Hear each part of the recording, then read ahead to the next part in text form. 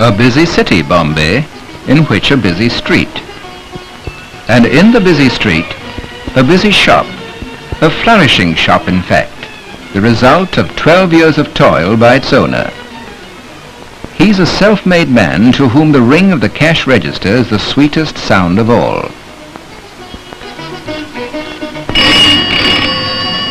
There's a phone call for the owner, Madhurao. From a customer, perhaps? No, it's from his life partner, his wife. Come home soon, she says, for there's someone here to see you. When Madhurao inquires for further details, his daughter chimes in with, Daddy, it's a man with a big moustache. As there are millions of men with moustaches in India, this information is a big help. Since it might be a customer, he decides to find out.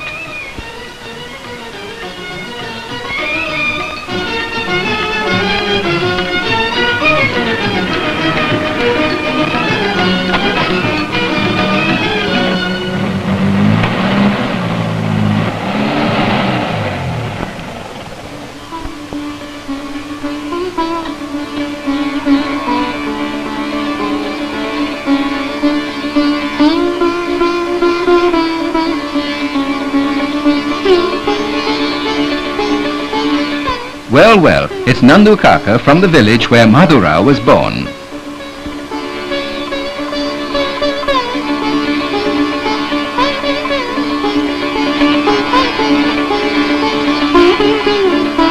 Madhurao finds out that Nandu Kaka has come with a message from his aunt and the village panchayat.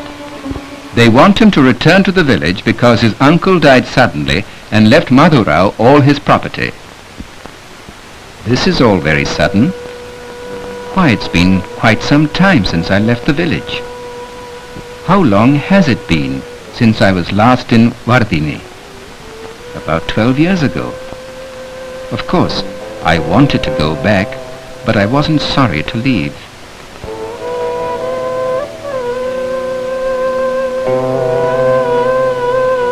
I remember when my mother took ill, how helpless she was, so frail, wasting away.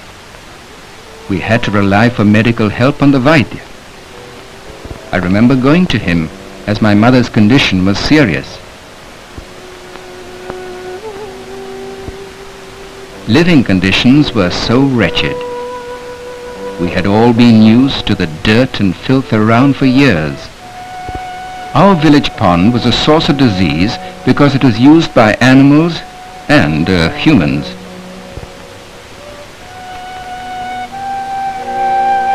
The people spent their time here or wasted it in idle gossip.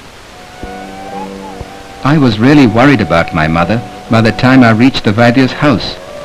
He was no better than a quack. His pills and powders hadn't done Mother any good. Please come and see my mother, sir, I said. You dare tell me my medicines aren't any good? Get out before I throw you out!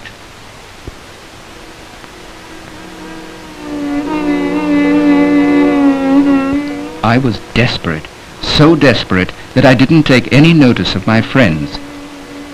Who else could help me? One last hope, my uncle. I told him about Mother's condition. I begged him to go with me to get a doctor. Madhu, it's already afternoon. Too late to fetch him now, he said. The doctor lives 30 miles away, and you can't expect him to come here in the dark, in our bullock cart. Let's go to your dear mother.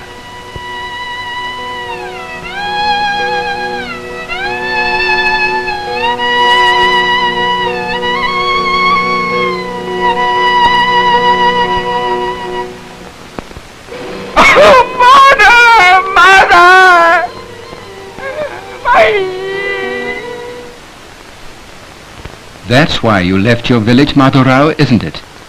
To get away from all that misery. You must go back, said his wife. What? Go back to the village? Not me. Before leaving, Nandu Kaka told Madhurao that his presence is required in the village.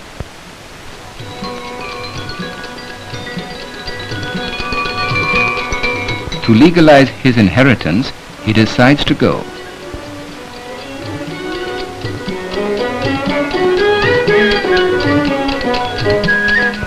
Of course he'll be back soon.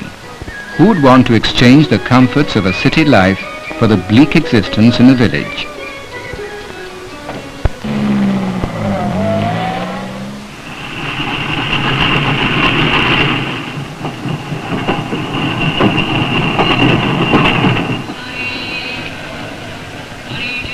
Well, what's this? Is this the same station I left from 12 years ago? Excuse me, but I want to get to Bardini village. How do I get there? The TC says a bus will take him there. A bus? Why, we used to travel by bullock cart.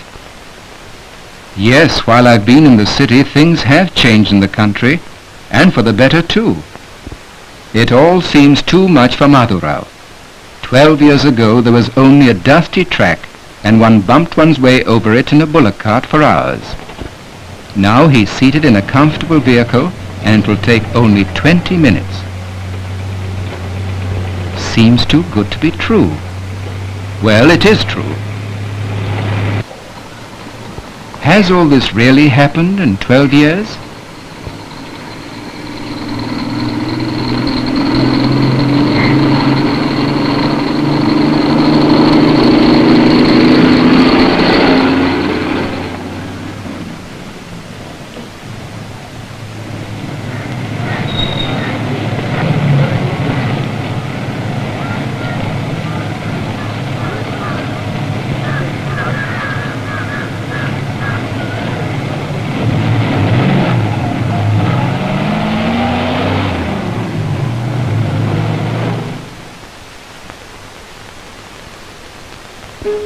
Yes, Madhurao, it's the same village you left as a youngster.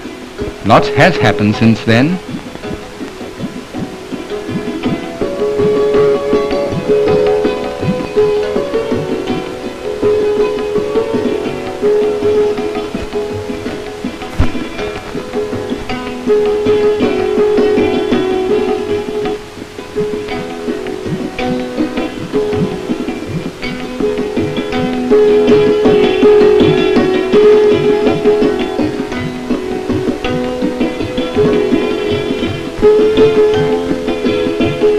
Gracious, if it isn't Gangu.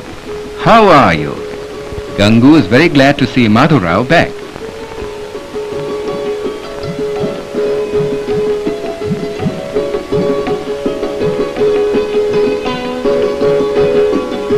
Gangu accompanies him to his aunt's home.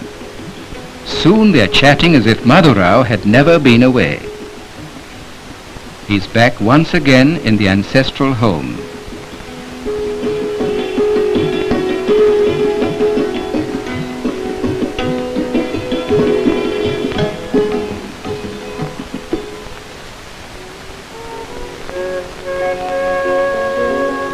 Madhurao is warmly received by his aunt.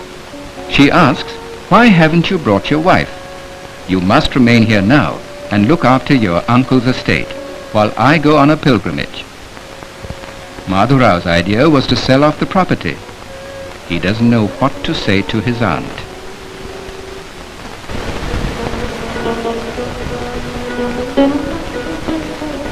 The next morning, some more friends of his youth arrive, and among them is the secretary of the Panchayat. He and the others are very keen to show their friend that the village hasn't been idle in his absence. Look, Madhu Bhai, no more rubbish lying around or pools of stagnant water for the kiddies to get filthy in. Nowadays they've got a proper school to go to, something we never had in our young days, huh? The future belongs to them, so all this is their due, and every village child goes to school.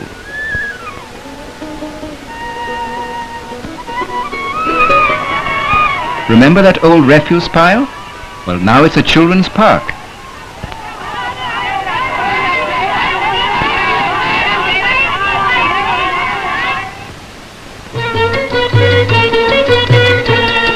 And who do you think live here now?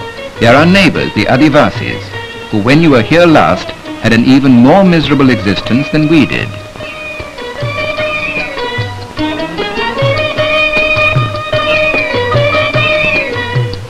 No more stagnant pond, Madhurao.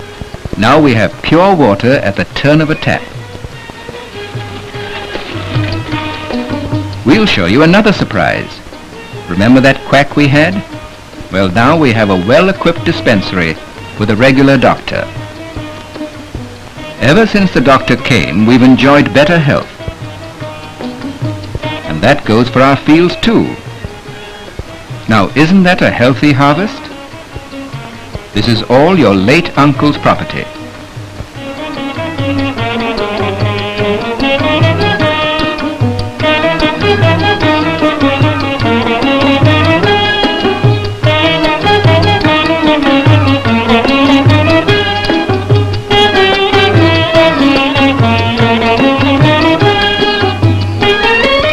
But how did it happen, Gangu? Inquires Madhurao. I want to know the secret. Tell me. Since actions speak louder than words, Gangu takes him to a meeting of the local panchayat. Madhurao can sense at this meeting that his old village is very much alive these days. I think you'll find out now soon enough, says Gangu. We have no time these days to waste on idle gossip. Madhurao did get the idea that today everyone had a voice in the running of Vardhini. The next day, he and the others went to the Panchayat Ghar so that he could get his curiosity satisfied. And the secretary of the Panchayat tells him, "See these posters, Madhuji? They are the symbols of a better future. We call them the 5-year plan targets. So much to be achieved in so many years." It all began on the 2nd of October 1952. The district collector called a village meeting to inaugurate the community project. We were suspicious at first. Why should the government want to help us now? But it wasn't fancy talk. It was based on facts. Facts that we, poor fellows, could see, could understand. And these were the plans for it. They told us if we did the work, the government would pay for the cost.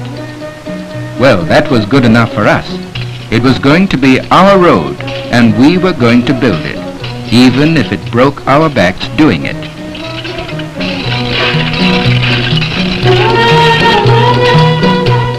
No backs were broken, and one day, there it was. A good, solid road. A link to the future?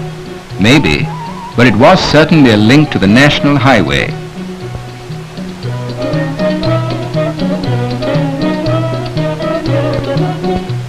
We also built a well, and getting the water out was made easier for our women folk, and for bathing, with safe water for the cattle too.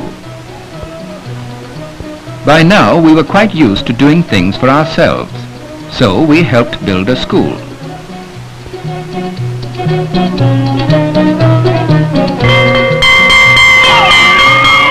Yes, our children enjoy going to school. And since they asked us so many questions because of their education, we old-timers also went to school to learn the answers to answer them. We weren't the only ones. Our women folk also wanted to know and do things in a better way. A healthy mind in a healthy body, they say. And since prevention is better than cure, we took full advantage of the TB campaign to help us fight the disease before it kills. Malaria was no longer a terror, for we knew how to destroy the mosquito. So, Madhu Sahib, all these posters are symbols of achievements, 5-year plans for the people's progress. Gangu knows what his own villagers can do when they work together. Well, maybe, says Madhurao, my village has been lucky, thanks to people like Gangu. But what about other places? The secretary says it's not only happening here, but in many other places in India. I know, he says, for I've seen it with my own eyes on a Bharat Darshan tour.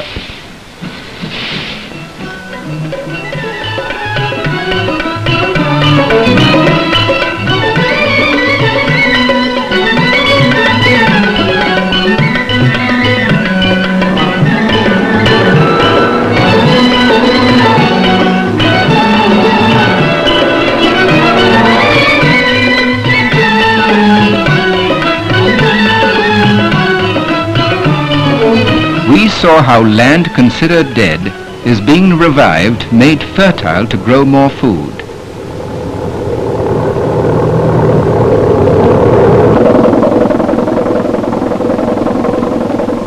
To grow more, we must survey to control and conserve our water wealth and plan how to use that wealth to produce more wealth. One way to produce more water is to develop our minor irrigation works like tube wells, Persian wheels, tanks and ponds. In fact, the modernization of age-old methods of providing water for villages and fields. On a larger scale, dams and irrigation canals are the answer, and the government is utilizing millions of rupees to build them all over India. These are some of the projects for plenty, large and small, to increase our rural water wealth.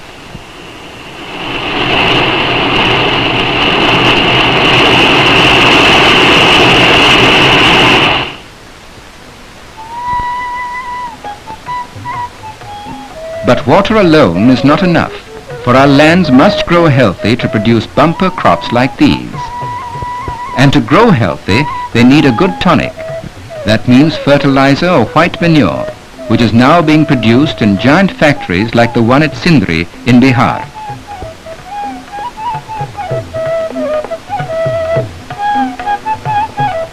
Water, white manure, and newer ways of cultivating crops like the Japanese method of growing rice is making it possible for all of us to eat more.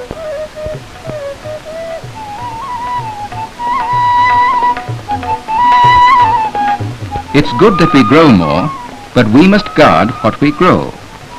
See that it isn't eaten by pests that fly, crawl or creep. We are finding ways and means of destroying caterpillars, maggots, rats and the like that eat the food we should be eating.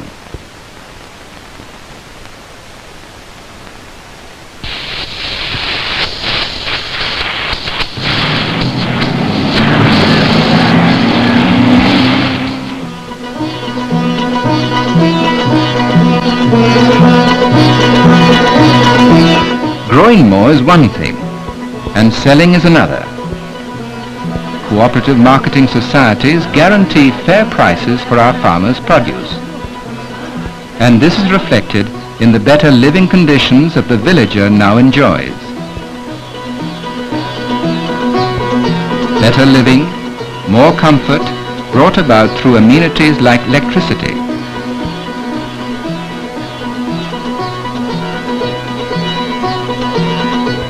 A spur to progress are the centres like the Nilokeri Training Centre established throughout the country, which train the Gram Sevaks, welfare workers at the village level. They form a vast army in the field, important factors in making each 5-year plan be a benefit to the villager. Not only to the farmer, but to his wife as well, for a host of activities formulated in each plan stress the need to better the lot of our rural women.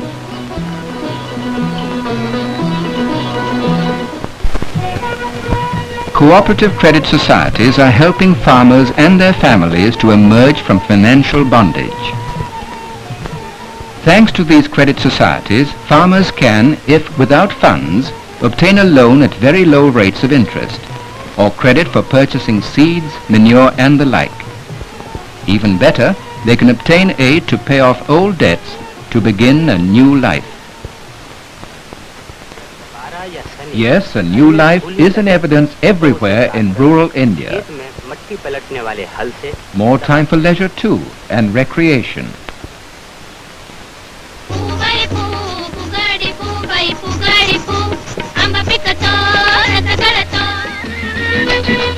A life filled with greater confidence in themselves and in the village they live in.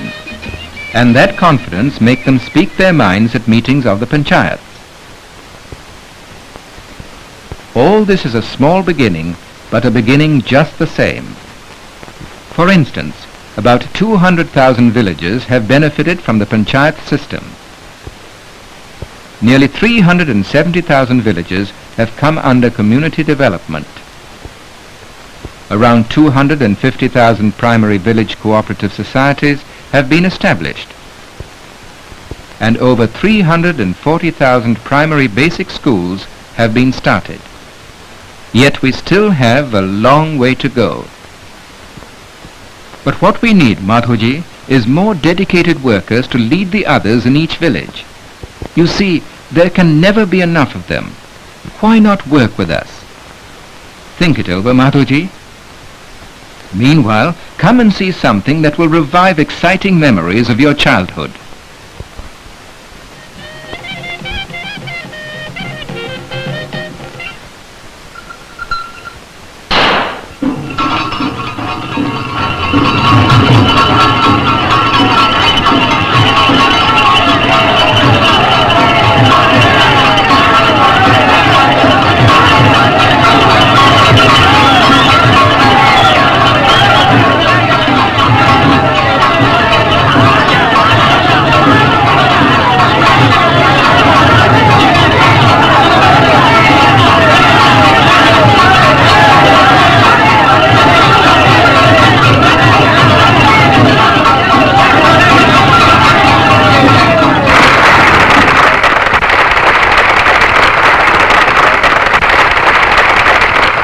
Who can say after that that the country isn't an exciting place to live in?